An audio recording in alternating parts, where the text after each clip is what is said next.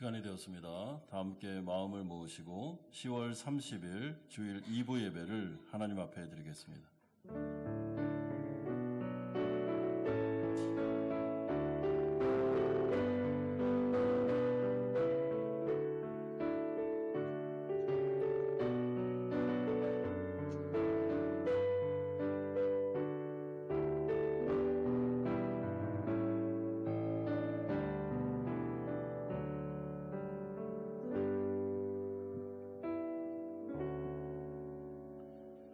오직 나는 주의 풍성한 사랑을 힘입어 주의 집에 들어가 주를 경외함으로 성전을 향하여 예배하리이다. 여호와여, 나의 원수들로 말미암아 주의 의로 나를 인도하시고 주의 길을 내 목전에서 곧게 하소서. 아멘. 거룩하신 아버지 하나님, 일주일 동안 하나님께서 우리를 지켜주시고 거룩한 주일 하나님의 존전으로 우리를 인도하여 주시니 감사드립니다. 온 마음과 뜻과 정성을 다하여 하나님을 예배하기를 소망하오니 성령 충만함을 허락하여 주시고 우리 가운데 말씀하여 주시며 우리를 다스려 주옵소서. 우리의 찬양을 받아 주시옵소서. 예수 그리스도의 이름으로 기도드리옵나이다. 아멘. 할렐루야. 이곳에 모이신 여러분들을 축복하고 환영합니다. 우리 주님 앞에 찬양하며 나가도록 하겠습니다. 예수 하나님의 공의. 예수 하나님의 공의. 주독생자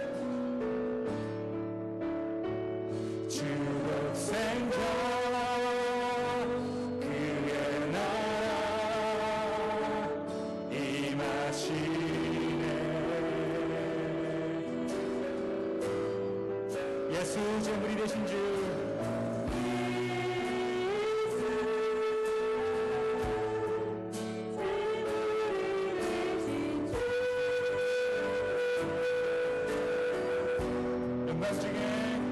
영광 중에 그의 나라 임하시네.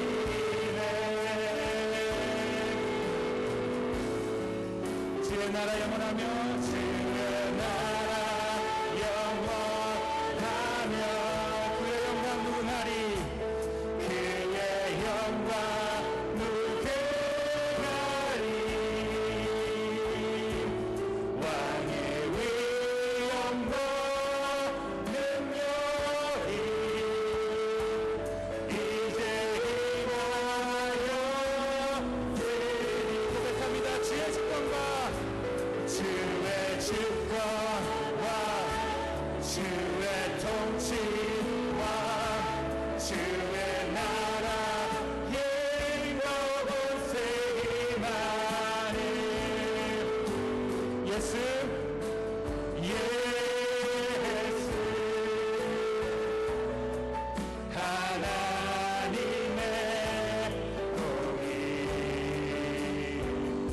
다시 한번 고백합니다.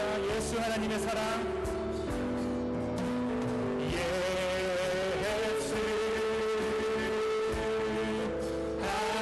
하나님의 사랑. 주 은혜와 말씀으로 주 은혜와 말씀으로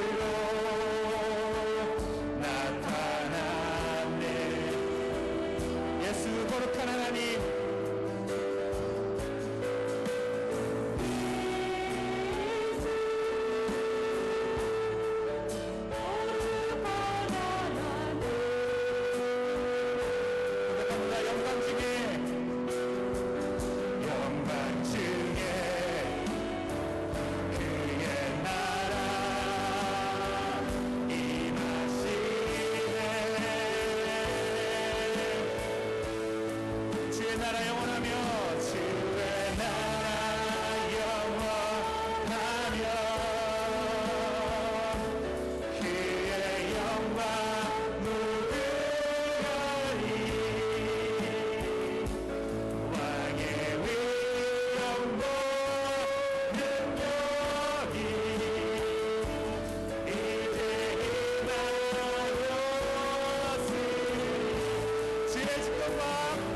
주의 주권과 주의 통치와 주의 나라 힘과 권세기 많은 예수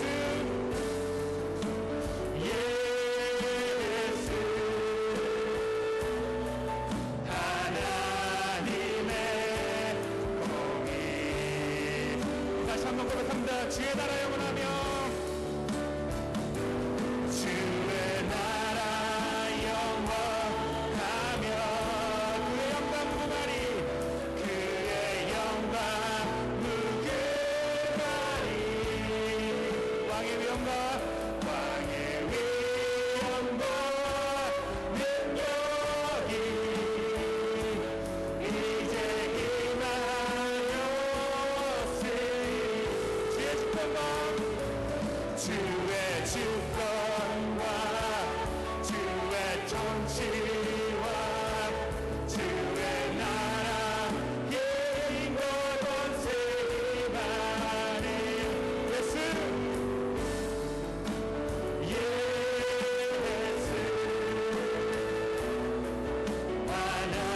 하나님의 공의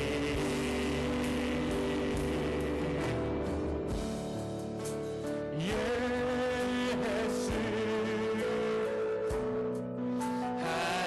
하나님의 공의 오 나의 자비로 훔치며 나의 몸과 영혼을 주님의 은혜로다 채워주소서 고백합니다. 이 세상 괴로운 걱정 근심 이 세상 괴로운 걱정 근심 주여 받아주시고 험한 세상에서 인도하소서 이 순간 고백하며 예수님께 나오겠습니다. 예수 예수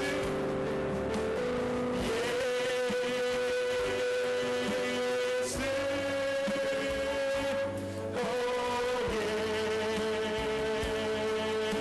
예수 지금 오셔서 지금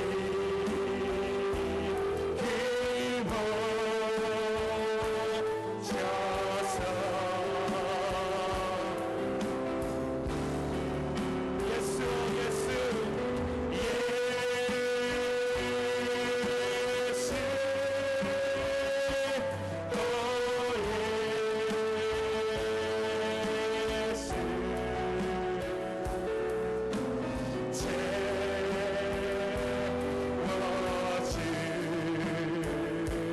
채워주소서 모여라 주께 찬양하라 모여라 주께 찬양하라 너의 귀한 친구여 주님 앞에 두손 모으고 오 너의 슬픈 세상 눈물 오 너의 슬픈 세상 눈물 너의 쌓인 아픔을 십자가 앞에 너 모두 버리고 다시 고백합니다. 예수 예수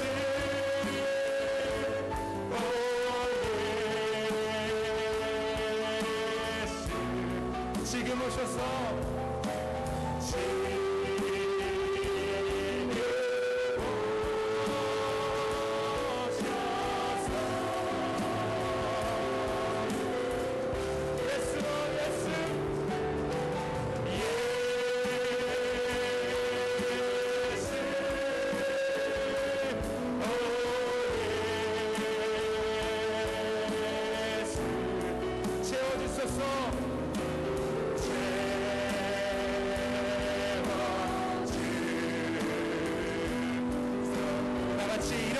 찬양하시겠습니다. 예수, 오 예수.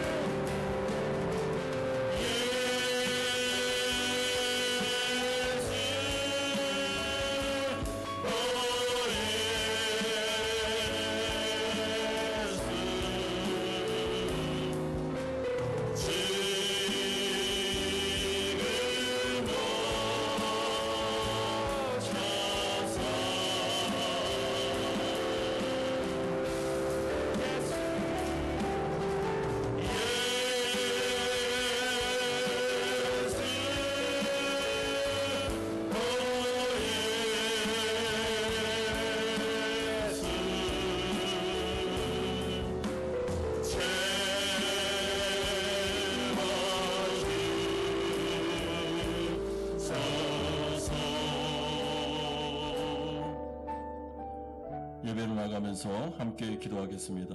우리가 찬양했던 것처럼 이 시간 성령을 통하여 예수님 이 가운데 우리를 찾아와 주시고 우리의 마음을 만져주시고 우리를 위로하여 주시고 우리의 마음을 열어주셔서 하나님의 말씀을 듣게 해달라고 기도합시다.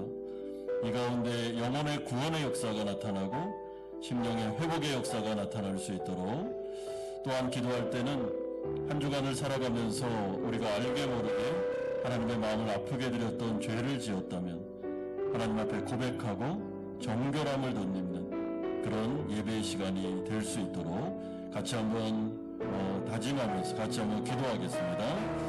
거룩하신 아버지 하나님, 이 시간에 하나님의 이름을 높여드리며 나아갑니다. 아버지 하나님, 예수 우리 가운데 오셔서 우리를 만나주시기를 간절히 원합니다. 우리의 마음을 열어주시기를 원합니다. 아버지의 말씀이 우리 가운데 들리게 하여 주시고 성령을 통해서 우리의 마음을 열어주시기를 원합니다. 아버지 하나님, 이 자리에 나온 우리 사랑하는 성도들 하나님께서 기뻐 받아주시고 아버지 안수하여 주시기를 간절히 원하고 구원의 역사가 나타나기를 원하며 회복의 역사가 나타나기를 원합니다. 아버지 한 주간을 살아가며 알게 모르게 하나님 앞에 죄 지은 여를 용서해 주시기를 원합니다. 하나님의 마음을 아프게 드렸습니다.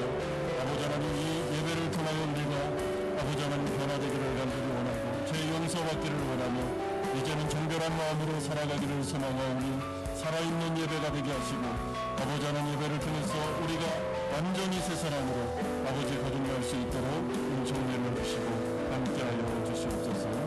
예수 그리스도의 이름으로 기도드리옵나이다. 아멘.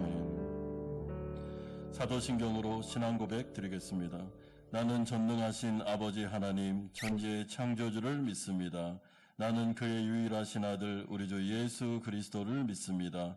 그는 성령으로 잉태되어 동정녀 마리아에게서 나시고 본디오 빌라도에게 고난을 받아 십자가에 못 박혀 죽으시고 장사된 지 사흘 만에 죽은 자 가운데서 다시 살아나셨으며 하늘에 오르시어 전능하신 아버지 하나님 우편에 앉아 계시다가 거기로부터 살아있는 자와 죽은 자를 심판하러 오십니다. 나는 성령을 믿으며 거룩한 공교회와 성도의 교제와 죄를 용서받는 것과 몸의 부활과 영생을 믿습니다. 아멘. 다 함께 자리에 앉으셔서 499장 찬송 드리겠습니다.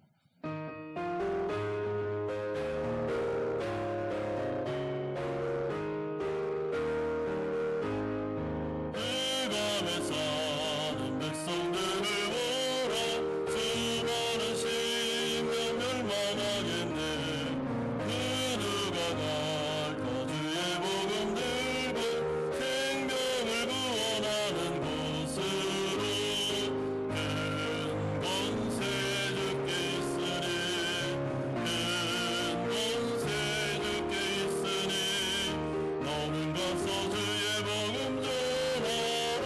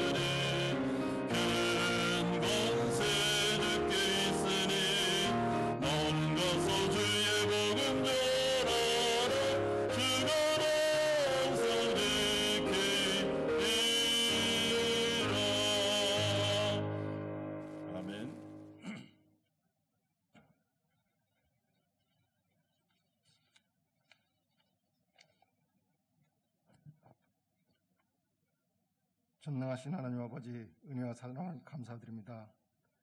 온 성도들이 함께 모여 예배드리게 하심을 감사드립니다.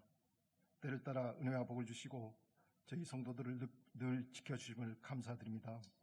우리 성도들이 구원을 받으며 긍정적인 삶을 살고 성령의 충만함을 받아 무엇을 하든지 형통하며 하나님께 영광 돌리는 삶을 살게 인도하여 주시옵소서.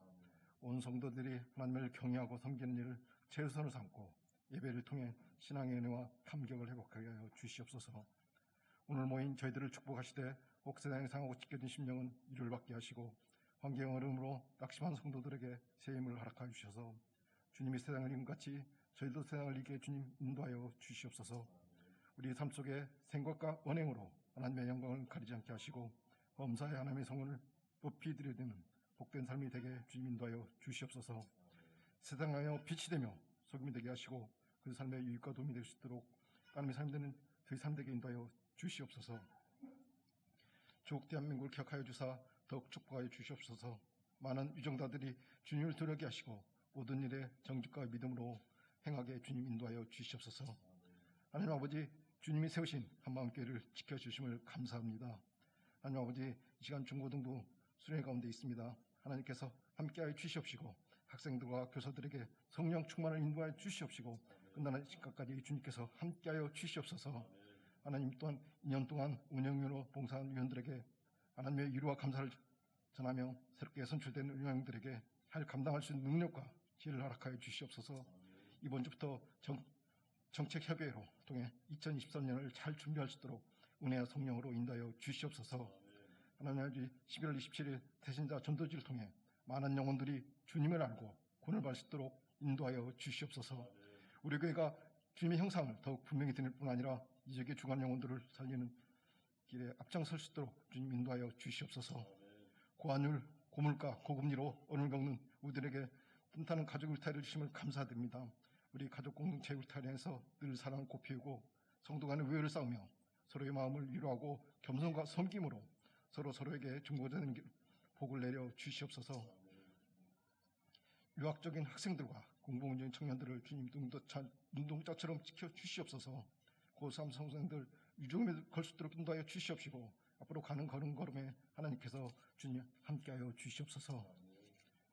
저희 모두가 예수를 닮아가게 하시고 삶을 잘 끌어갈 수 있도록 지혜를 다하여 주시며 하나님의 의의 나라를 구할 수 있는 믿음의 힘을 허락하여 주시옵소서. 구하는 자에게 후회 주시고 꾸짖지 않으시는 하나님을 의지하오니 약할 때 강함으로 함께하여 주시며 환난과 어려운 가운데 피할 바위와 근인이 되어 주시옵소서. 우리 삶의 하나님 나라가 충만히 임할 수 있도록 주님 저희들을 축복하여 주시옵소서. 단에 세우신 가스미 목사님을 성령으로 함께하여 주시옵시고 권세 있는 말씀으로 저희들이 잠자는 신앙을 깨우게 하시고 소망이 넘치는 복된 말씀으로 한 주간도 성령 충만함으로 주님 인도하여 주시옵소서. 주님의 몸된 교회를 위해 봉사하는 성도들에게 주님 함께하여 주시옵소서. 또 오늘 찬양대 위에 주님께서 함께하시고 그들 삶 가운데 사랑과 은혜가 늘 함께하여 주시옵소서. 예배 시종을 주님께 의탁하며 지금도 살아계 역사하시는 예수 그리스도 이름으로 기도드리옵나이다. 아멘.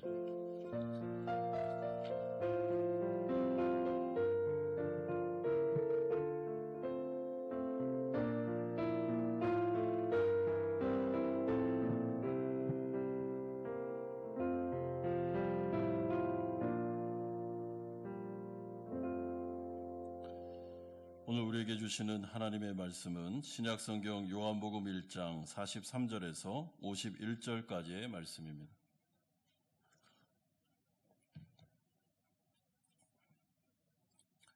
요한복음 1장 43절에서 51절까지의 말씀 우리 한 절씩 교독하겠습니다. 이튿날 예수께서 갈릴리로 나가려 하시다가 빌립을 만나 이르시되 나를 따르라 하시니 빌립은 안드레와 베드로와 한 동네 베세다 사람이라. 빌립이 나다나엘을 찾아 이르되 모세가 율법에 기록하였고 여러 선지자가 기록한 그 일을 우리가 만났으니 요셉의 아들 나사렛 예수니라. 나다나엘이 이르되 나사렛에서 무슨 선한 것이 날 수 있느냐. 빌립이 이르되 와서 보라 하니라. 예수께서 나다나엘이 자기에게 오는 것을 보시고 그를 가르쳐 이르시되 보라 이는 참으로 이스라엘 사람이라 그 속에 간사한 것이 없도다. 나다나엘이 이르되 어떻게 나를 아시나이까? 예수께서 대답하여 이르시되 빌립이 너를 부르기 전에 내가 무화과 나무 아래 있을 때 보았노라. 나다나엘이 대답하되 랍비여, 당신은 하나님의 아들이시오 당신은 이스라엘의 임금이로소이다. 예수께서 대답하여 이르시되 내가 너를 무화과 나무 아래에서 보았다 함으로 믿느냐? 이보다 더 큰 일을 보리라. 51절 같이 읽겠습니다. 또 이르시되 진실로 진실로 너희에게 이르노니 하늘이 열리고 하나님의 사자들이 인자 위에 오르락 내리락 하는 것을 보리라 하시니라. 아멘. 한 사람이 복음을 듣고 예수님을 믿는 것은 결코 쉬운 일이 아닙니다. 왜냐하면 인간의 마음은 우리가 생각하는 것보다 훨씬 더 복잡하고 또한 죄로 인하여 또한 세상으로 인하여 뒤틀려 있기 때문에 그렇습니다. 예수님은 사람의 마음을 4가지의 밭의 비유로 말씀하신 적이 있습니다. 첫째로 길가의 마음은 냉소적인 굳은 마음으로 하나님의 말씀이 들어갈 수 없는 상태를 의미합니다. 심한 편견과 선입견에 빠져서 기독교 자체를 거부하는 태도입니다. 둘째로 돌밭의 마음은 처음에는 말씀을 잘 받아들이지만 어려움이나 신앙의 반대가 부딪혔을 때 예수님을 떠나는 자들을 의미합니다. 셋째로 가시떨기의 마음은 이 세상이 너무 좋아서 돈과 명예와 탐심과 유혹과 염려에 빠져서 마음속에 세상이 너무 많이 들어와 있어서 말씀이 들어갈 틈이 없는 것을 말합니다. 네 번째로 옥토의 마음이 있는데 이것은 진리를 순수하게 받아들여 그 진리에 순종함으로써 진정한 예수님의 제자로 자라가는 사람, 이런 사람을 옥토의 마음이다라고 말씀하셨습니다. 그러므로 한 사람이 구원받기 위해서는 길가, 돌밭, 가시떨기의 마음이 옥토의 마음으로 변화되어야 됩니다. 그런데 이것은 결코 인간의 힘으로는 불가능함을 우리는 알고 있습니다. 오직 하나님의 은혜와 성령의 능력으로만 가능합니다. 우리가 오늘 살펴볼 이 요한복음 1장에 보면 예수님을 만났던 여러 사람들의 반응이 나오고 있습니다. 그런데 요한복음에 나오는 예수님을 만난 사람들의 반응은 대부분이 다 환영하거나 영접하는 것이 아니라 그를 거부했습니다. 요한복음 1장 11절에 보면 자기 땅에 오매 자기 백성이 영접하지 아니하였으나 라고 말합니다. 그런데 그 중에서 소수의 사람들, 예수님의 제자들이 예수님을 보고 환영하고 그분을 왕으로 영접하기 시작합니다. 그러므로 이러한 과정을 통해서 우리는 한 사람이 예수님을 만나 구원받아서 그의 제자가 되는 과정이 어떤 과정을 통해서 일어나고 그 특징이 무엇인지를 우리가 배울 수 있는데, 특별히 전도주의를 우리가 준비하면서 믿지 않는 영혼들에게 어떻게 다가가고 복음을 증거해야 되며 그 가운데 역사하시는 하나님의 은혜가 무엇인지를 우리가 오늘 다시 한번 살펴볼 생각입니다. 첫 번째는 복음이 전파되는 과정이 43절에서 44절까지 나오고 있습니다. 먼저 43절에 보시면 이튿날 예수께서 갈릴리로 나가라 하시다가 빌립을 만나 이르시되 라고 말씀합니다. 그런데 이 구절은 약간 번역상에 문제가 있습니다. 왜냐하면 한글 성경에는 예수께서 갈릴리로 나가려 하시다가 라고 되어 있지만은 헬라어 원문에 보면 그가 갈릴리로 나가려 하시다가 라고 말씀하시므로 그 예수라고 지칭을 하지 않고 그라고 말하고 있습니다. 그런데 우리가 이 요한복음의 문맥을 보시면 이 그가 예수님이라기보다는 사실은 안드레였을 가능성이 많다라고 생각할 수 있습니다. 왜냐하면 41절에 보면 안드레는 예수님을 만난 다음에 자기 형제 시몬을 찾아갔고 그 후에 자신의 친구 빌립을 찾아갔을 가능성이 매우 높기 때문에 이거는 분명히 안드레일 거다라고 우리가 번역하는 것이 저는 좋은 번역이라고 생각합니다. 그래서 요한복음의 문맥에 보면 이제 안드레가 빌립을 찾아갔고 그가 그를 예수님께로 데려왔고 예수님은 안드레가 데려온 빌립에게 너는 나를 따라와라 라고 말씀하셨다, 이렇게 봅니다. 여러분, 그렇다면 우리는 이러한 요한복음의 1장에 안드레가 빌립을 데려오는 과정을 통해서 하나의 전도 방법을 배우게 됩니다. 그것은 내가 만난 예수님을 나와 관계를 맺고 있는 사람들에게, 그러니까 가족이나 친구들이나 회사 동료들이나 주위 사람들에게 소개시켜주고 그들을 예수님께로 인도한 방법입니다. 그러기 위해 중요한 것이 무엇인가? 그 한 사람에 대한 구령의 열정, 예수님을 꼭 이 사람에게 소개시켜주고 싶다라는 긍휼의 마음, 그 영혼을 향한 간절한 마음이 있어야지만 그 사람을 예수님께로 데려올 수 있습니다. 여러분, 이 사람을 방치해두면 죄로 인하여 영원한 지옥으로 갈 수밖에 없다라는 그 마음속에서 끌어오는 영혼에 대한 안타까움, 이것이 있어야 데려올 수 있는 것입니다. 이런 점에서 안드레는 예수님을 만났고 메시아를 알게 되었습니다. 이분이 구원자구나 라는 것을 알면서 그는 빌립을 찾아갔습니다. 그리고 그 빌립에게 예수님을 소개시켜주고 싶었습니다. 그리고 이 빌립도 예수님을 만나 변화되기를 간절히 소망하고 있었습니다. 이런 점에서 우리가 거듭난 하나님 나라 백성으로서 여러분, 우리는 그 어딘가 하나님께서 보내시는 곳에 가서 메신저로서 하나님의 일을 감당해야 된다라는 것을 생각하셔야 됩니다. 여러분, 예수님을 만난 모든 성도는 다 복음 전도자입니다. 가정으로, 직장으로, 이웃에게로 하나님이 우리를 보내셨습니다.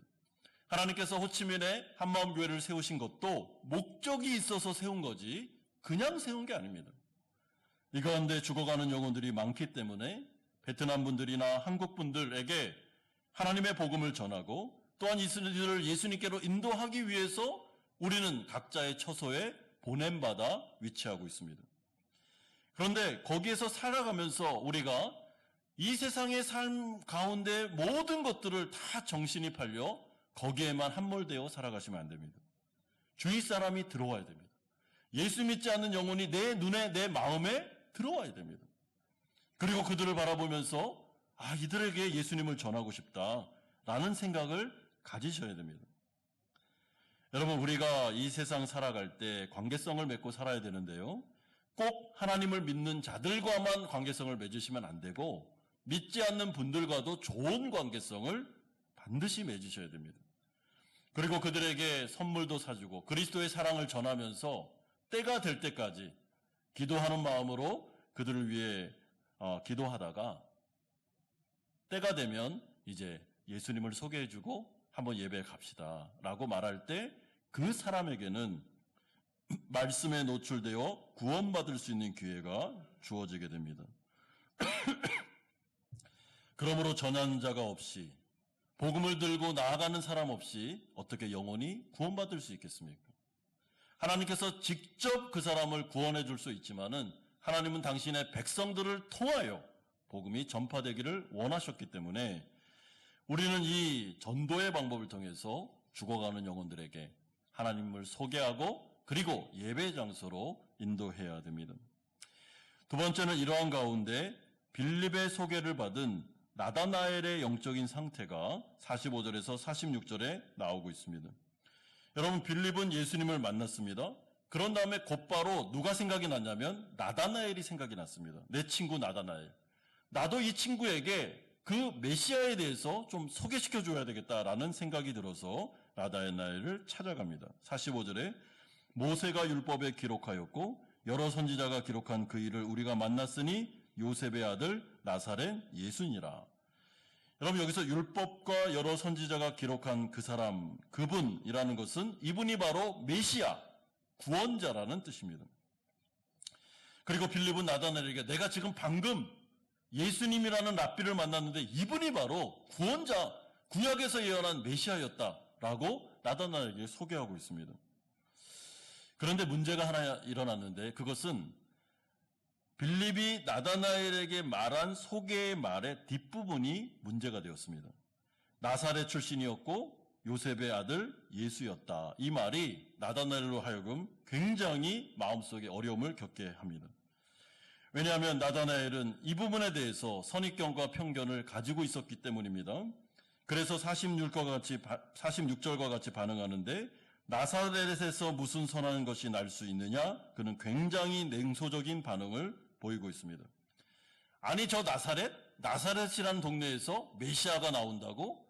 야, 그게 말이나 되냐? 너 지금 정신 나갔냐? 라는 투로 그런 식으로, 그런 태도로 반응하고 있습니다. 여러분, 그렇다면 나다나엘은 왜 이렇게 반응했을까 생각해 볼 때, 이 당시에 나사렛이라는 동네가 이스라엘 사람들에게 어떤 인식을 가지고 있었는지를 보면 우리가 충분히 유추할 수 있습니다. 여러분, 나사렛은 이스라엘 왕이나 메시아가 탄생하기에는 너무나도 부적합한 초라하고 빈민가에 불과했습니다. 그래서 나사렛 출신이다 이렇게 말하면 사람들은 별 볼 일 없는, 아니 그딴 동네에서 어떤 사람이, 이런 식으로 대우했고, 나다나엘 역시 이러한 선입견과 편견에 사로잡혀 있었습니다. 제가 이 편견이라는 단어를 사전적인 의미를 찾아보니까요, 한쪽으로 치우친 공정하지 못한 생각이나 견해 이렇게 나와 있습니다. 선입견이라는 것도 한번 찾아보니까 어떤 사람이나 사물 또는 주의나 주장에 대해 직접 경험하지 않은 상태에서 미리 마음속에 굳어진 견해라고 되어 있었습니다. 여러분, 그러니까 예를 들어보면 이 편견이나 선입견은 이런 뜻입니다. 아, 그 사람 알고 보니 그 지역 출신이래? 아, 그 학교 나왔대? 그럼 안 돼. 라는 태도입니다. 여러분, 이거는 공정하지도 않고 합리적이지도 않죠. 어떻게 그 사람을 만나보지도 않고 한 번도 경험해보지도 않고 그 지역? 그 학교? 아, 그러면 안 돼. 그러면 이 사람은 만날 필요도 없어. 이렇게 말하는 것은 굉장히 무서울 정도로 편견과 선입견이 쌓여있는 태도입니다. 그런데 사람은 한번 이러한 선입견, 편견이 마음에 자리 잡고 나면 그 테두리 안에서 벗어나려고를 잘 안 합니다. 그것이 굳어집니다. 여러분, 이 굳은 마음, 제가 서론에서 말씀드린 길가의 마음, 편견과 선입견이 굳어져서 아무리 사실을 말해도 그 사실을 받아들일 수 없는 이 마음, 이것이 문제가 되는 것입니다. 이런 점에서 나다나엘은 어떤 부분에 있어서 출신 성분이나 아니면 지역적인 감정의 부분에서는 선입견과 편견이 매우 심한 사람이었고, 그래서 예수님이 나사렛 출신이다라는 말을 들었을 때 딱 받아들이지 못하는, 이건 안 돼, 그렇게 할 수가 없어, 거기는 메시아가 나올 수 없다니까 라는 태도를 보이고 있었습니다. 여러분, 이것이 바로 굉장히 위험한 영적인 상태였습니다. 그런데 우리 주위를 잘 살펴보시면 보기보다 많이 이런 편견과 선입견에 사로잡힌 분들이 계십니다. 특히나 기독교나 교회에 대해서, 예수님에 대해서 알아보지도 않고 들어보지도 않고 딱 거부하는 분들이 있습니다. 물론 요즘에는 교회에 대한 위상이 많이 떨어졌고 이미지가 안 좋아졌죠. 그래서 그렇게 만든 기독교인들의 문제가, 교인들의 문제가, 또 교회의 문제가 심각합니다. 그 부분에 대해서는 우리가 사과해야 됩니다. 우리가 예수님의 모습을, 또한 기독교의 모습을 너무나도 잘못 인식하도록 만든 것, 우리의 책임입니다. 그럼에도 불구하고 꼭 교회만의 책임은 아니고 그 부분에 대해서 선입견과 편견을 가지고 있는 그 마음, 한 번이라도 따져보고 생각해보고 들어보고 성경을 한 번이라도 통독해보고 읽어본 다음에 아, 이거 안 돼, 이거는 내가 받아들일 수 없어, 그러면은 그나마 괜찮은데, 아예 모르면서 경험도 안 해보면서 아예 예배에 나와보지도 않은 다음에 나는 싫어 딱 이렇게 말하는 것은 어떻게 보면 참 어려운 마음입니다. 그래서 우리가 진리의 부분에 있어서는, 또한 영원한 문제에 있어서는 여러분, 이런 태도를 보이면 안 되고 우리는 진지한 태도, 또한 우리 안에 공정한 마음이 있어야 됩니다. 우리가 알아봐야 됩니다. 우리가 경험해 봐야 됩니다. 여러분, 그런데 성도들 가운데서도 사실은 하나님의 말씀을 들을 때 이런 태도로 들는 경우들이 있습니다. 아, 저 말씀은 이 부분에 있어서 내 생각과 다르고 내 경험상 저 말은 받아들일 수 없다.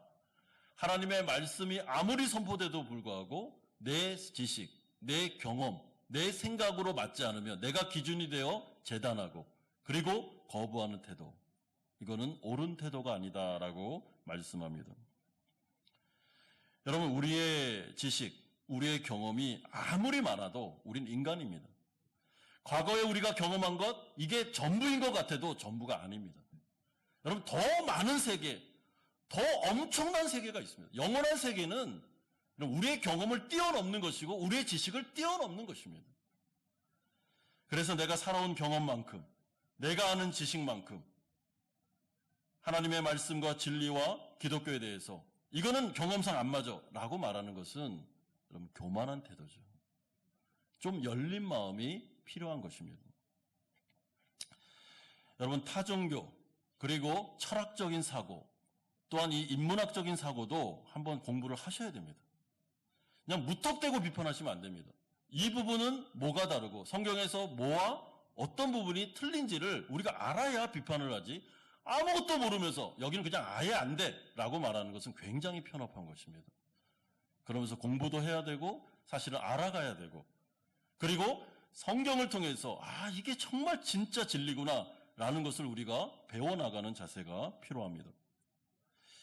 이런 점에서 나다나엘은 참 진리를 예수님께로 데려오기가 참 어려운 사람이었는데, 이에 대해서 나다나엘이 어려운 사람이었는데 빌립이 이 부분에 대해서 나다나엘을 정말 사랑하는 마음으로 그 사람에게 다시 한번 권하는 모습이 나옵니다. 46절에 빌립이 이르되 와서 보라 하니라. 여러분, 이 말은 굉장히 단호한 초대의 표현입니다. 빌립은 지금 나다나엘을 간접적으로 책망하고 있는 것입니다. 나다나엘, 그런 소리 하지 마. 잔소리 하지 말고 한번 따라와봐. 한번 예수님 만나봐. 나사렛에서 무슨 선한 것이 날 수, 이런 말 하지 말고 한번 그분을 만나보자. 그리고 만나본 다음에 얘기하자. 이게 바로 빌립의 태도였습니다. 여러분, 빌립은 이 부분에 있어서 내가 나다나엘이 나사렛에서 무슨 이런 얘기 했을 때 이 사람 안 되겠구나. 그럼 내 친구지만 데려가지 말자. 이렇게 한 게 아니고요. 이 부분에 있어서 내가 지금 나다나엘을 끌어줘야 되겠구나 라는 생각을 갖게 된 것입니다. 여러분, 우리가 다른 분들을 예수님께로 인도하고 전도할 때 인격적으로 다가가셔야 됩니다. 막 강압적으로 막 질질 끌고 오면서 아니면 윽박을 지르면서 이렇게 하시면 안 됩니다. 왜냐하면 모든 분들은 다 인격체이기 때문에 인격으로 대우하셔야 됩니다.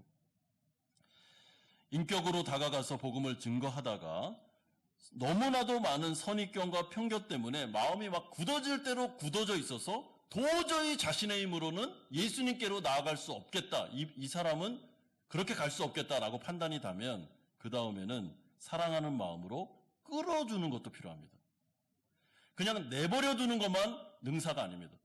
때로는 끌어야 됩니다. 빌립이 나다나엘에게 했던 것처럼, 나다나엘, 너 한번 가보자. 아니, 예수님 만나보지도 않고 이런 얘기하면 안 되지. 한 번이라도 만나봐야지. 그리고 그 말씀을 들어봐. 그리고 나서 판단해도 늦지 않았잖아 하면서 그를 설득하고 그를 끌어서 예수님께로 데려오고 있습니다. 저는 이게 사랑이라고 생각합니다. 여러분, 우리가 한없이 인자하고 한없이 배려하고 한없이 그의 인격을 존중하는 거 맞습니다. 그러나 어떤 사람이 물에 빠져 있는데 한없이 인자하고 한없이 배려해 줄 수 있습니까? 지금 물에 빠져서 죽어가는데요.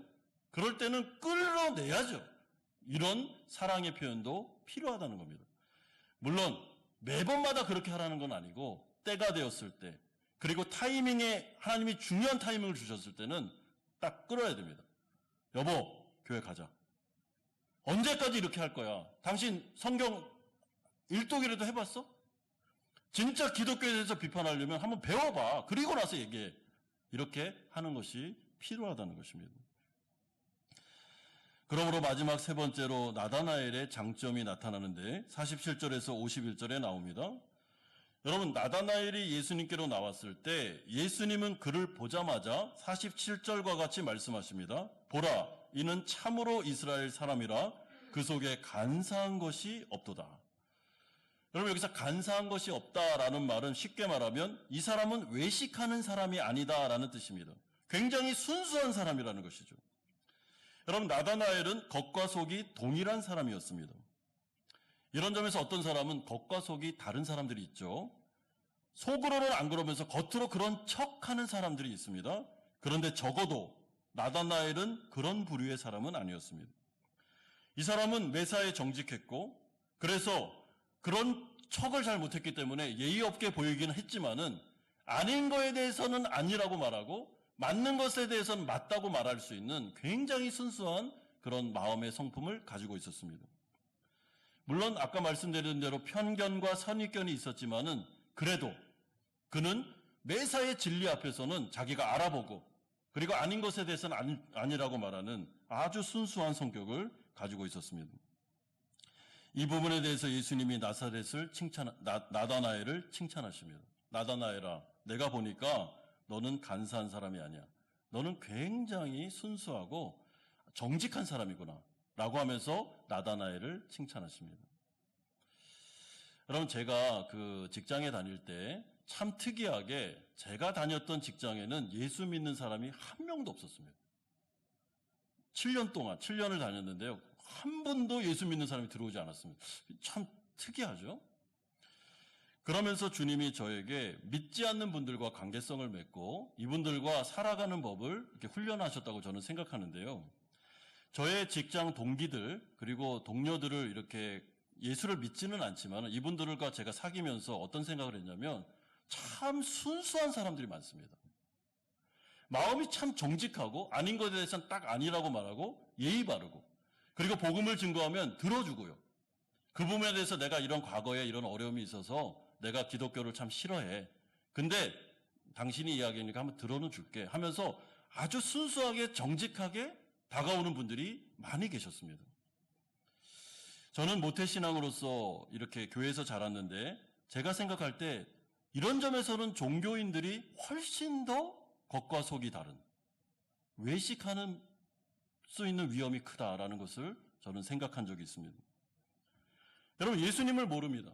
하나님에 대해서 거부합니다. 그럼에도 불구하고 참 순수해요, 마음이. 그래서 나는 진리를 알고 싶고 나는 배우고 싶고 만약에 아니면 아니고 이렇게 나오는 태도를 보이는 분들이 있는데 이 부분은 장점이다라고 예수님이 나다나엘에게 칭찬을 하십니다. 그러니까 나다나엘이 예수님을 향해서 어떻게 나를 아십니까? 라고 물어봅니다.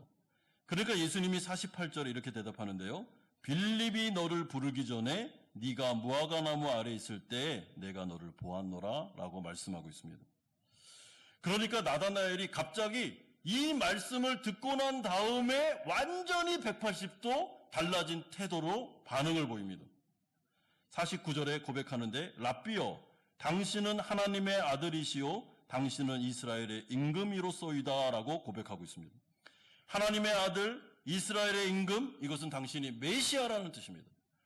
아니 그러니까 빌립이 얘기했을 때는 나사렛에서 무슨 메시아야 나? 이렇게 말했던 사람이 예수님을 만났고 네가 무화과나무 아래 있을 때 내가 너를 보았다라는 말을 듣자마자 갑자기 이 사람이 180도 변하더니 그분에게 무릎 꿇고 예수여 당신이 메시아입니다 라는 놀라운 고백을 하고 있습니다. 자, 그렇다면 어떤 일이 벌어졌길래 이 찰나의 순간에 어떤 일이 있었기에 나다나엘의 마음이 갑자기 열리면서 예수님을 메시아로 구원자로 영접할 수 있었을까? 우리는 좀 생각해 봐야 됩니다. 여러분, 무화과나무 아래 있을 때 너를 봤다라는 말이 이 나다나엘에게는 왜 이렇게 중요할까요? 우리가 구약 성경을 잘 보시면요, 무화과나무는 메시아를 상징하는 신비로운 나무입니다.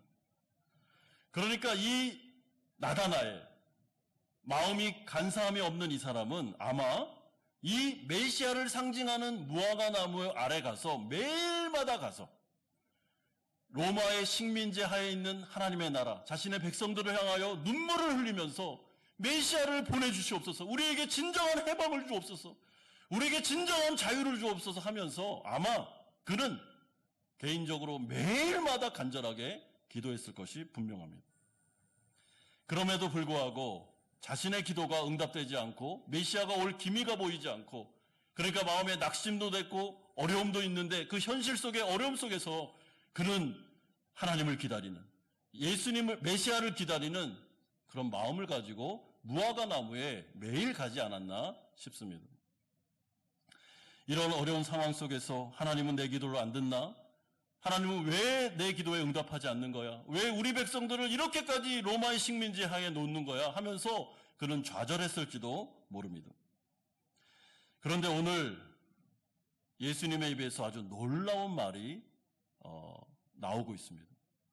여러분, 무화과 나무에서 나다나엘이 가서 하나님 앞에 기도했던 이 장면은요, 어떻게 보면 하나님과 나다나엘만 아는 겁니다. 이거는 제3자 아무도 없는 상태에서 둘만 하나님 앞에서 기도했던 거, 이거는 나다나엘이 아니면 모르는 일이죠.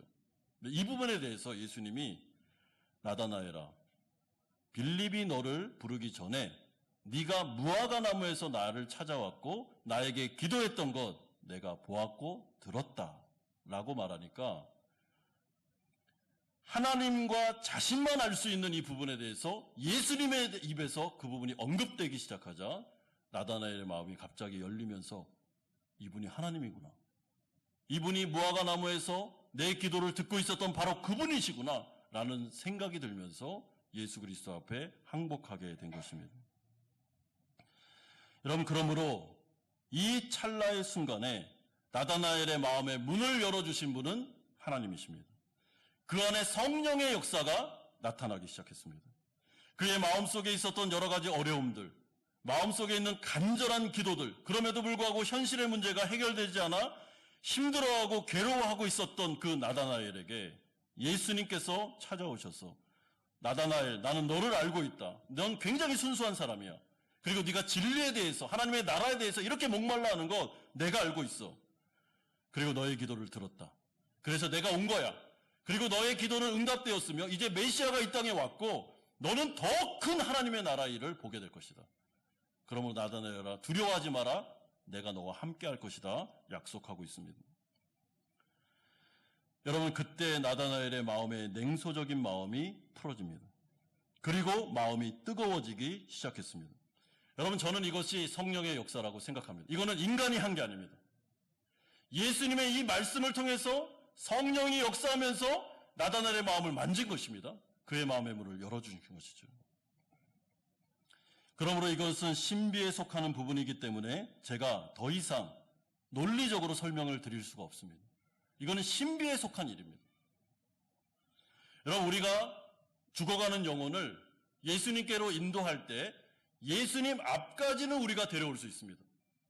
예배당의 설교를 듣는 자리까지는 우리가 모시고 올 수 있습니다. 여기까지 인간이 할 수 있는 것입니다.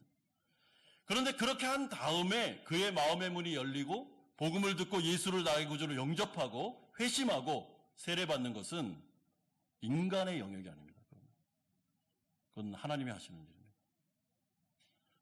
그런데 놀라운 사실은 누군가는 마음의 문이 열리고 누군가는 계속 여전히 마음의 문이 닫혀 있다는 것이죠.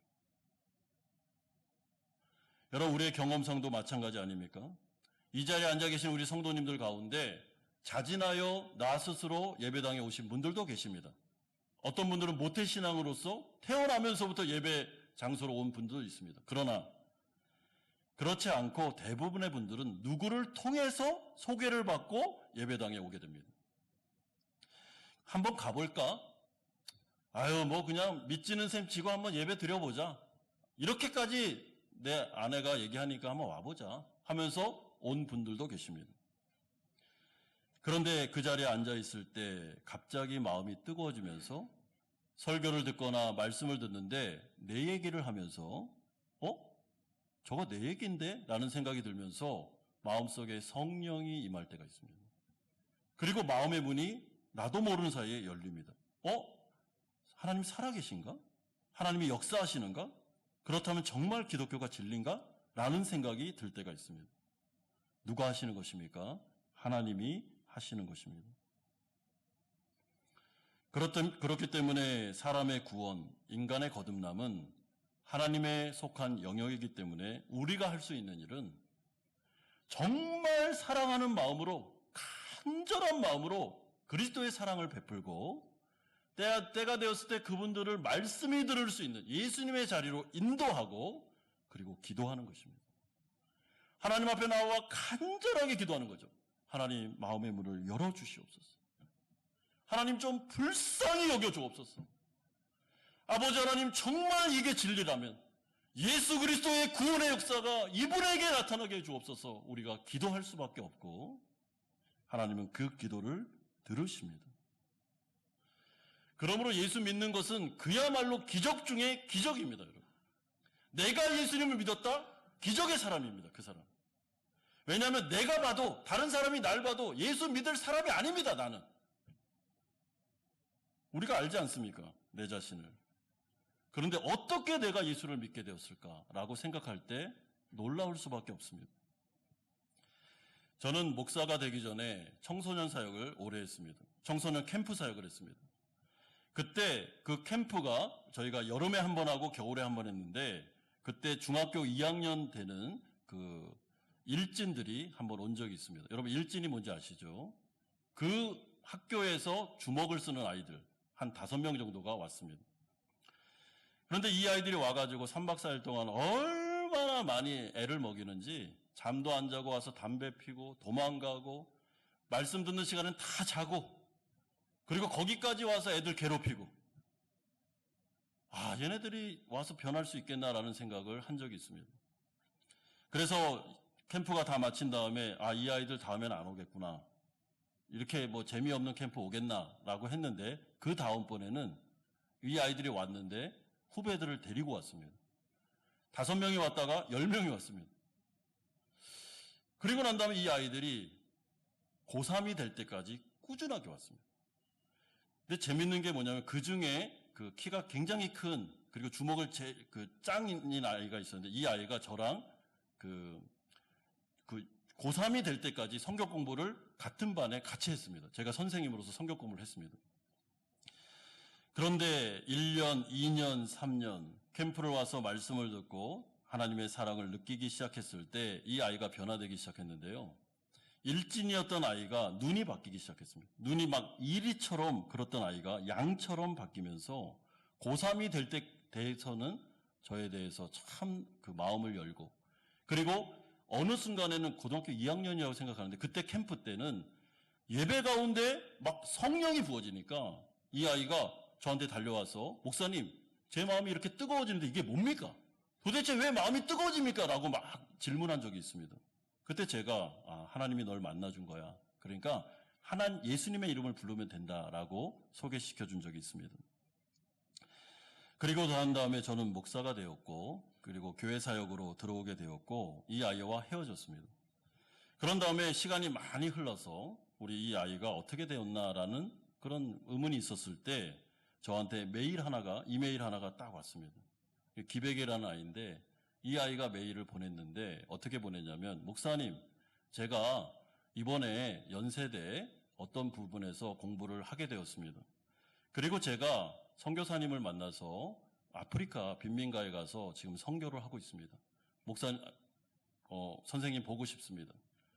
하나님의 사랑을 전하고 있는데 저를 위해 기도해 주십시오라고 메일이 한 통 왔습니다. 그럼 제가 그걸 보고, 그 메일을 받고 얼마나 마음이 기뻤는지 모릅니다. 제가 중학교 2학년에 봤던 이 일진, 예수님도 모르고 하나님도 몰랐던 이 아이가 오직 하나님의 은혜로 이렇게 변화되어 선교사가 되었다, 선교의 일을 감당하고 있다라는 것을 보면서 얼마나 감사했는지 모릅니다. 여러분, 그 모든 것들을 누가 하셨습니까? 하나님이 하셨습니다. 하나님이 마음의 문을 열었고, 사람을 바꾸고 회심시키고 예수님의 제자가 되고 선교사로 파송하는, 그냥 우리는 도구로서, 하나님의 종으로서 말씀을 전할 뿐이죠. 그러나 그 전하는 가운데 역사하시는 분은 하나님이셨으며, 하나님께서 놀라운 일을 성취하는 모습을 확인하게 되었습니다. 여러분, 오늘 나다나엘의 마음이 열리고 있습니다. 그런데 이 사람이 그냥 아무데의 도움도 없이 이렇게 된 게 아니고요. 빌립이 가서, 나다나엘, 한번 가보자, 와서 봐봐, 예수님 누군지 한번 봐봐 라고 했을 때, 그의 장점, 그 순수한 마음을 가지고, 그래 한번 가볼까? 왔습니다. 근데 거기에서 성령이 역사하면서 나다나엘 마음의 문을 열어주고, 그리고 하나님의 역사가 나타나 이 사람이 구원받게 됩니다. 그리고 바돌로메, 12제자 중에 바돌로메라는 사람이 나다나엘입니다. 예수님의 제자가 됩니다. 이 일을 누가 하셨다고요? 하나님이 하셨습니다. 그렇기 때문에 우리가 해야 될 일은, 내가 이 땅 가운데 왜 살고 있는가? 내가 살아가는 가정과 직장과 또한 이웃을 향해서 난 뭘 해야 되는가라고 생각할 때 나는 반드시 이 사람을 변화시킬 거야. 이렇게 하면은 그건 교만이고요. 그걸 우리는 못합니다. 우리가 할 수 있는 것은 하나입니다. 그분들에게 기회를 주는 겁니다. 복음을 들을 수 있는 기회. 예수님을 만날 수 있는 기회. 그러면 그 다음은 하나님이 하십니다. 그렇기 때문에 나다나엘이 변화된 이 모습을 보면서 우리도 빌립과 같은 마음, 안드레와 같은 마음, 내 친구들에게, 내 가족에게 복음을 증거해야지. 어떻게든지 한번 꼬셔서라도 예수님께로 한번 데리고 나와야지. 여러분, 그 일을 통해서 하나님은 역사하십니다. 우리가 11월 27일 날 전도주일인데요.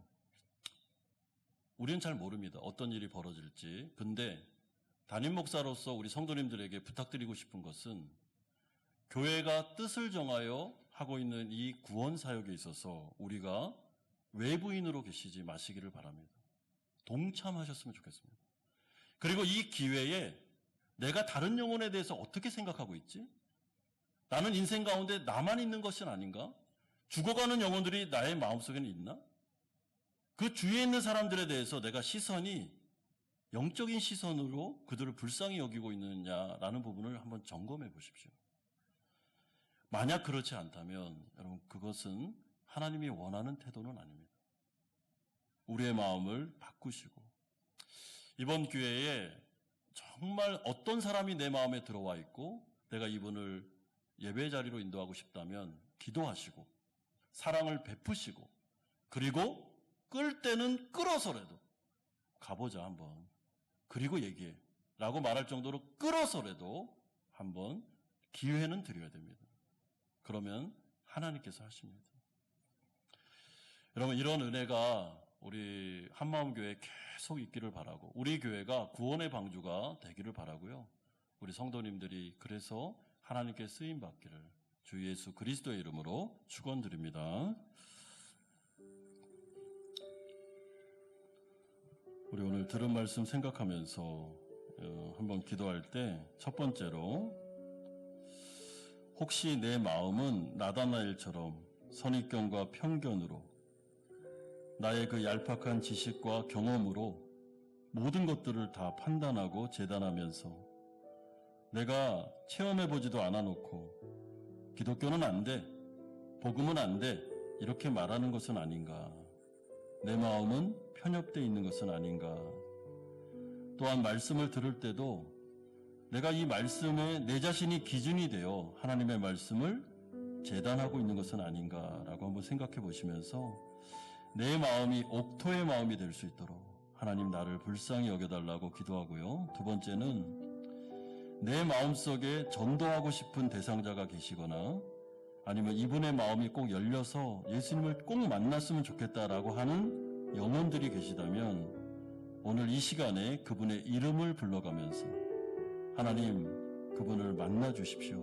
구원해 주십시오. 라는 마음을 가지고 구령의 열정을 가지고 한번 같이 한번 기도하겠습니다. 거룩하신 아버지 하나님, 아버지 하나님 빌립이 나다나엘을 찾아가서 예수님을 증거하고 그 영혼을 예수님께로 인도하였습니다. 아버지 하나님, 우리 안에는 이런 구령의 열정이 있는지를 한번 되돌아봅니다. 아버지 하나님, 내 눈에 죽어가는 영혼들이 보이고 있는지, 내 주위에 정말 이 영혼들에 대한 간절한 마음이 나에게 있는지를 한번 돌아봅니다. 아버지 하나님, 간절하게 기도하는 것은 하나님 우리의 마음속에 있는 선입견과 편견의 마음을 치료하여 주시고 아버지 이 진리의 말씀을 정말 옥토가 되어 순수한 마음으로 듣게 하여 주시고 정말 이것이 진리라면 우리의 마음을 열어주시고 성령께서 역사해 주시기를 원합니다. 아버지 하나님 말씀을 듣고 있는 우리 성도들 또한 예배 장소에 나온 분들 하나님 마음의 문을 다 열어주시기를 원합니다. 예수님을 만나기를 원하고 변화되기를 원합니다. 아버지 하나님 그 마음속에 말씀의 씨앗이 심기기를 원합니다. 아버지 그래서 꼭 예수님 만나게 해주시고 아버지 변화되게 하여 주셔서 이 엄청난 하나님의 나라 하나님의 유산을 상속할 수 있도록 도와주시고 아버지 하나님 지옥 가지 않도록 주님께서 이끌어 주시옵소서, 붙잡아 주시옵소서. 거룩하신 주님, 빌립이 나다나엘을 사랑해서 예수님을 소개하고 와봐라, 한번 예수님 만나보자 라고 말했던 것처럼 우리의 마음속에도 죽어가는 영혼들이 보이고 있는지를 아버지 질문해 봅니다. 구령의 열정을 주시고 아버지 하나님, 나 혼자 구원받는 것이 아니라 나의 가족들, 자녀들, 또한 나의 이웃들, 나의 동료들, 정말 이분들 예수님 소개하여 다 같이 구원받을 수 있도록 은혜 주시기를 원합니다. 아버지, 우리가 작정하여 기도하는 분들이 있습니다. 이들의 마음의 문을 열어주옵소서. 사탄 마귀가 이 영혼들을 아버지 공격하지 못하도록 지켜주시고, 우리 11월 27일 날 잘 와서 하나님 말씀 듣고 구원받을 수 있는 기회를 허락하여 주시옵소서. 우리 마음속에 편협과 또한 편견과 선입견의 마음이 있다면 우리의 마음을 옥토로 만들어 주시고, 하나님의 말씀을 들을 때 정말 순수하게 정직하게 이 말씀에 반응하게 하여 주옵소서. 예수 그리스도의 이름으로 기도드리옵나이다. 아멘. 찬송가 213장 1절 4절 부르면서 준비하신 헌금 하나님께 드리겠습니다.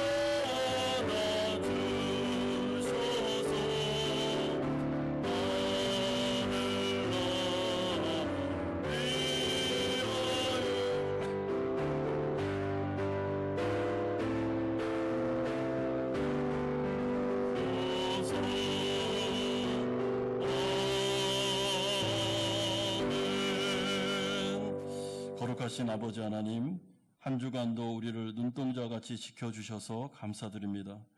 감사하는 마음으로 11조로 주일헌금으로 감사헌금으로 목적 있는 헌금을 드려오니 받아주시고 하나님의 나라를 위하여 아름답게 사용하여 주옵소서. 우리 사랑하는 한마음 권속들, 가정과 직장과 사업장을 붙잡아 주옵소서. 광야 가운데 만나 매출하기로 불기둥과 구름기둥으로 인도하셨던 주님, 우리 사랑하는 성도들 여러 가지 세계 불황 속에서도 먹을 것과 입을 것을 주시며 일용할 양식을 주시며 피할 길을 주시며 호치민에서 살아갈 수 있도록 은혜 내려 주옵소서. 사랑하는 자녀들 복을 내려 주셔서 이 아이들이 어디 있든지 간에 하나님을 사랑하게 하여 주시옵시고, 믿지 않는 자녀들 아버지 하나님 예수 믿고 구원받을 수 있도록 하나님 은총 내려 주옵소서. 몸과 마음이 아픈 성도들 안수하셔서 아버지 치료와 회복의 역사를 베풀어 주시옵소서. 예수 그리스도의 이름으로 기도드리옵나이다. 아멘. 교회 소식 우리 전해드리겠습니다. 우리 교회 처음 나오신 우리 성도님들 계시면 주님의 이름으로 축복하고 환영합니다. 오늘 우리 반가운 분이 예배에 참석하셨는데요. 우리 한현선 집사님, 어디입니까? 하노이에 이렇게 이주하셔서 계셨는데 잠시 호치민의 남편분하고 같이 오셔서 이렇게 예배를 드리십니다. 우리 집사님 너무 반갑습니다. 잠깐만 일어나 주시겠습니까? 네, 우리 환영의 박수. 네. 네, 우리 하노이에서 지금 잘 계십니다. 네, 감사드립니다. 정책협의회가 오늘 오후 2시에 5층 사랑실에서 모이겠습니다. 오기 운영위원분들은 다 참석해 주시길 바라고요. 다음 주일 오후 3시에 4층 유초동부실에서 교육위원회로 모이도록 하겠습니다. 세례 학습식을 위한 교육 문답 예식 일정이 나와 있습니다. 잘 보시고요. 이번에 우리 6분 세례 학습 받으시는데 많이 기도해 주시면 감사드리겠습니다. 중고등부 수련회가 오늘 1시까지 진행이 됩니다. 우리 물질로 또 기도로 후원해 주신 분들 감사드리고요. 우리 아이들 어제 제가 갔다 왔는데 아주 정말 은혜로운 수련회 보내고 있었습니다. 오늘 올 때까지 안전사고 일어나지 않도록 기도 부탁드립니다. 11월 27일 3부 예배 때만 우리 태신자 전도주일입니다. 우리 태신자를 위한 예배로 드리는데 주에 전도할 분들이 계시면 꼭 마음으로 품으시고 정말 한 영혼이 천하보다 귀하다고 하셨는데 예배 장소로 인도해 주시면 감사드리겠습니다. 영적 성장학교에서 광고 드립니다. 2023년도 매일 성경 신청자를 받습니다. 11월 21일부터 12일까지 2주간 받게 되는데요. 보면은 우리 유치부 또 작년부 매일 성경이 있는데 저희가 자유롭게 하지만은 이 부분 꼭 신청하셔서 우리 큐티에 좀 전념해 주시면 좋겠습니다. 목장별로도 하고 하니까 많은 금액이 아니니까 꼭 신청해 주시고요. 홍선희 집사님 카카오톡으로 신청하시면 되겠습니다. 좀 주의사항이 있는데 주소 이전이 안 됩니다. 그러니까 베트남에서 신청하셨는데 혹시나 한국으로 가시게 되면 한국 주소로 갈 수가 없습니다. 그래서 요거는 참조하시고 신청하시고요. 짝수달, 매달, 셋째 주, 넷째 주에 교회 사무실에서 개인적으로 수령하시면 되겠고 이보기를 원하시는 분은 반값으로 구매를 하실 수가 있겠습니다. 교우동정입니다. 우리 김민경 집사님 부친 되시는 고 김순은 성도님 소천하셨습니다. 우리 장례 절차가 잘 마쳤고요. 우리 유가족을 위해서 기도해 주시면 감사하겠습니다. 우리 11월, 12월 교회 일정을 미리 말씀드립니다. 일정을 잘 확인하셔서 참여해 주시면 감사하겠습니다. 우리 오래도록 섬겼던 우리 린 교회 사무직원인데 오늘부로 사임하게 되었습니다. 잠깐만 앞으로 오십시오. 우리 린 자매 신앙도 좋고 성격도 좋고 너무 교회에서 아름답게 잘 섬겨주셨습니다. 이번에 가족 간에 좀 일이 있어서 어머니를 이렇게 모셔야 되는 상황입니다. 그래서 사임하게 되었습니다. 너무 많이 수고하셨다라는 마음으로 우리 같이 한번 격려의 박수 보내주시면 감사하겠습니다. 수고하셨습니다. 다 같이 일어나셔서 주기도문 찬양하고 축도로 예배를 마치겠습니다.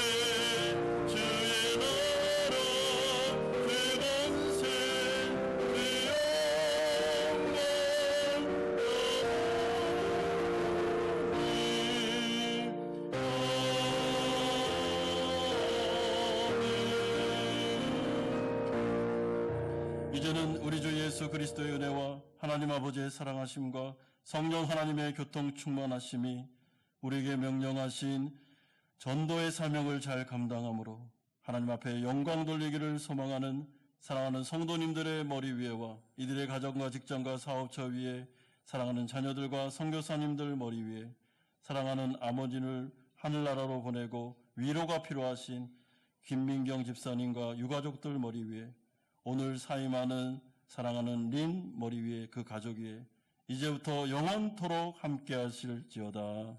아멘.